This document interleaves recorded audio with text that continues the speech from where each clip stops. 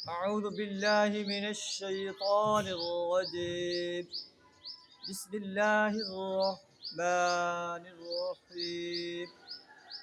إذا جاء نصر الله إذا جاء نصر الله والفتح ورأيت الناس يدخلون في دين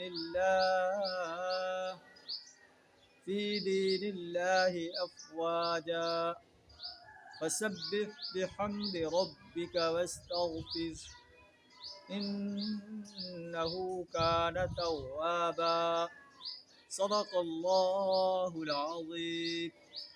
سورہ النصر آپ کے سامنے تلاوت کی. حضرت عبداللہ بن عباس رضی اللہ تعالیٰ عنہ بیان کرتے ہیں کہ یہ سورت حجۃ الوداع کے موقع پر نبی صلی اللہ علیہ وسلم پر نازل ہوئی، اور اس میں نبی صلی اللہ علیہ وسلم کو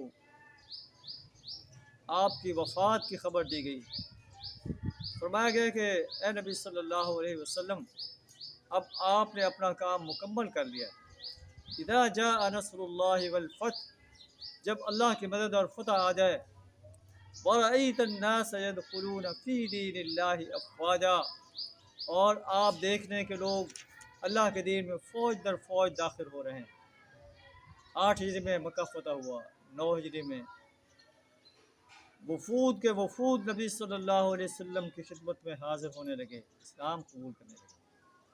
10 ہجری میں آپ نے حجۃ الوداع کیا تو یہ صورت نازل ہوئی. جب اللہ کی مدد اور فتح آ جائے اور آپ دیکھ رہے ہیں کہ لوگ فوج در فوج اللہ کے دین میں داخل ہو رہے ہیں. سبح بحمد ربک، آپ اپنے رب کی حمد کے ساتھ اس کی تسبیح کریں. واستغفر، اور اس سے استغفار کریں. یہ کام آپ نے نہیں کیا بلکہ اللہ نے کیا ہے. اللہ کا شکر ادا کریں کہ اے اللہ، تیرا احسان ہے کہ تو نے جو ذمہ داری مجھے سونپی تھی، تو نے مجھے اس ذمہ داری کو ادا کرنے کی توفیق دی. واستغفر، اس سے استغفار کر، اللہ یا اللہ اس میں جو کمی رہ گئی تو مجھے معاف کر. انہ کان توابا، بے شک اللہ جو ہے توبہ قبول کرنے والا ہے.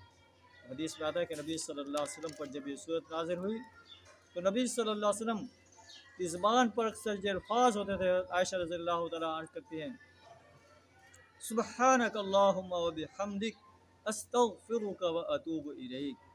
سبحان اللہ و بحمدہ استغفر اللہ و اتوب الیک. سبحانک اللہم و بحمدک اللہم اغفر لی. سبحانک اللہم و بحمدک اللہم اغفر لی. سبحانک ربنا و بحمدک اللہم اغفر لی انک انت التواب الغفور.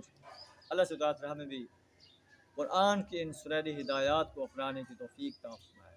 وآخر دعوانا الحمد للہ رب العالمین.